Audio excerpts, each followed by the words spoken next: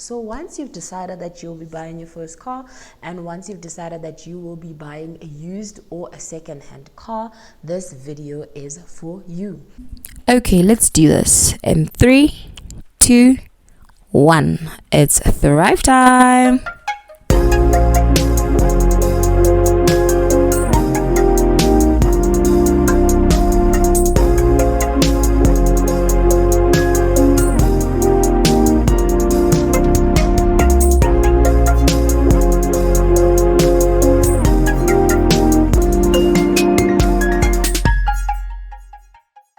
Hello beautiful people, welcome and welcome back to Thrive Out Loud. And as you can tell, I'm absolutely stoked to be here. I am now doing part 2 of Car Buying 101, and this was in response to a question from Anonymous, who asked for some tips and tricks on buying your first car as a brand new qualified civil engineering technician in the field. So I'm just picking up from the video I made previously. If you haven't watched it, please head on over to start there so this video can make sense. Yes, I'm in the same corner, same spot. I just recorded it one after the other. So once you've decided that you'll be buying your first car, and once you've decided that you will be buying a used or a second-hand car, this video is for you. First tip: know your budget. I've said this in the previous video as well. Know your budget. Know how much you're willing to spend. How much is too much? How much is too little? How much are you essentially looking to spend on this car? So the trick with second-hand cars is that you get introduced to a wider catalog of cars, and some cars that you maybe otherwise wouldn't have been able to afford if you bought them brand new. But don't get caught up in this. You should still know what your budget is, know how much you're willing to spend. The general rule of thumb is between 20 and 30% of your salary, and previously we worked with a figure or take-home figure of about 15,000 rand, so you'd be looking at around 3 to 4, maybe 4.5 if you're trying to stretch it. So know how much it is that you're willing to spend, and know how much is too much. In as much as you're able to afford a certain car, doesn't mean you need to buy it. You don't need to spend 90% of your salary on a GTI or Beamer because you can afford it. What are you going to eat when? What was I in? Babo? Number 2, know the type of car that you need for your lifestyle as well as your needs. And I know when we think about dream cars, you're thinking that Merc, honey, that GTI, honey, that Beamer, but what do you need? Do you need a car that's going to take you from A to B? Do you need a car that's going to fit a big family? Do you need a car that's just for you alone? Do you need a car that will live the test of time? Or do you need a car that you can trade in maybe after 3 years, get a new car? What is it that you're looking for? I think once you've narrowed these things down, then you know what to look out for. For instance, if it's just me, and I drive alone most of the time, best case scenario, it's my partner and my son in the car, but the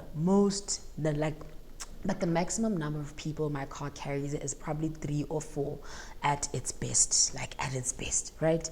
What am I doing looking at Woody Kombi or Woody G-Wagon, or you understand? It's not that they're not nice cars to have, but for my needs, my day-to-day needs, they're probably not wise options.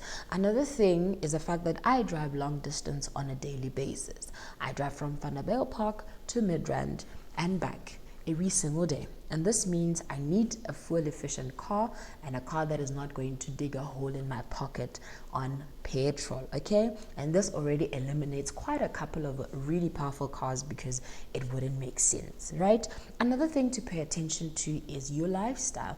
The type of life that I literally wake up, go to gym, then I go to work, and then I pick up my son from school, and then we bake in the house, and that's basically my lifestyle. My life revolves around work, gym, the shopping mall, and my son's school, and that's literally it. But there are some people who will groove on a Monday to Monday. They will be at groove. Mondays, Tuesday, Wednesday, they are there. Obviously, that person's lifestyle cannot be the same as the next person's lifestyle. There are some people that maybe need to go to work 7 days a week, and they need a reliable car. That person's lifestyle won't be the same as a person who works from home and only needs to drive out once or twice a week. Pay attention to what you need and the car that you need for your lifestyle. Narrow that down to the type of car that will work out for you and for your budget. Number 3, please stay away from the fly-by-night dealerships. And I know the cars that they advertise are so attractive. Honey, they will advertise the latest Mercedes-Benz A-Class Indoni with a mileage of 2,000 kilometers, and they will say it's 100,000 rands. That is a red flag, just flagging its way and literally slapping you in the face. But because both sides we are naive, you go through with it and you get scammed. Please stay away from fly-by-night dealerships. Rather stick to these big, reputable and well-trusted dealerships. Your Auto Traders, your Motor Select, your, like these different ones, but these reputable ones. These ones where it's Mang Motors, ABCD Motors, XYZ cars. Stay away from those. Some of them may be legit, but you can't really take your chances, okay? Number 4, and I touched on this in my previous video, please consider all the other costs that are attached to your car. Your car buying cost, that's not all you're going to spend on your car. You're going to spend on fuel. You're going to spend on insurance. You're going to spend on car registration and licensing fees, all that admin. You're going to spend on maintenance. You're going to spend on servicing. And every year you're going to spend on your license disc renewal and whatnot, okay? So make sure that you check all of these things and you consider all of these things. And many of these factors are very highly dependent on the type of car that you're driving. A person who drives a Kia Picanto and a person who drives a Ford Ranger or a person who drives a G-Wagon, these people don't spend the same amount of money on these things. These people spend, like, there is a very big gap in between what A and B spend. So make sure that you do your research and do the research and the audit on your pocket, okay?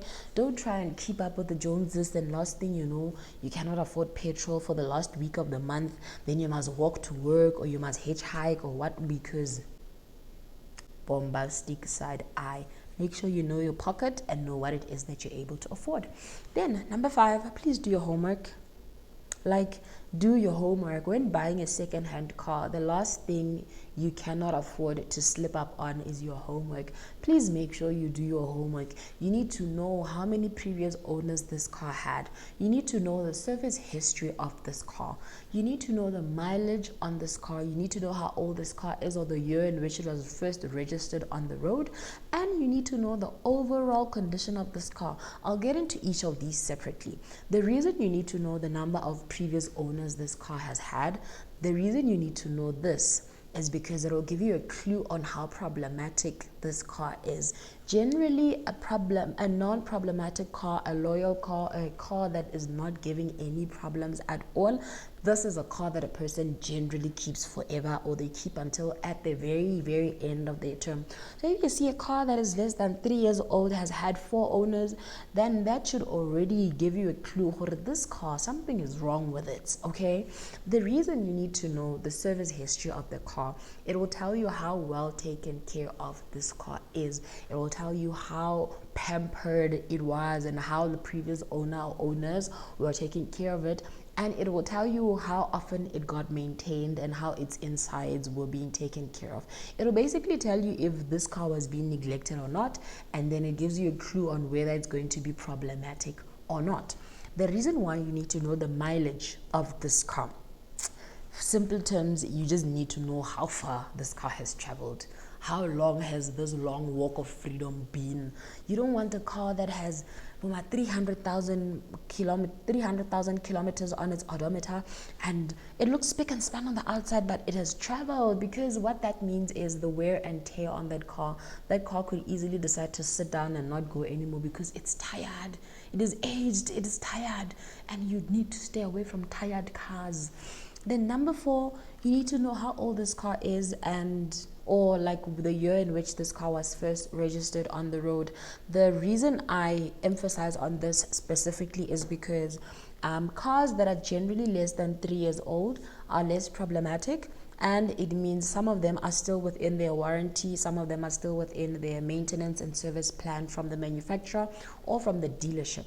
What this means for you is the fact that when you get this car and it's maybe a year and a half it's maybe 1 year or 1.5 years old, and it still has 1.5 years of service plan, maintenance plan, warranty, all the things, it means those things are covered by the dealership or the manufacturer, depending on where you get it. I mean, if you're going to get your VW from VW directly, then it's from the manufacturer.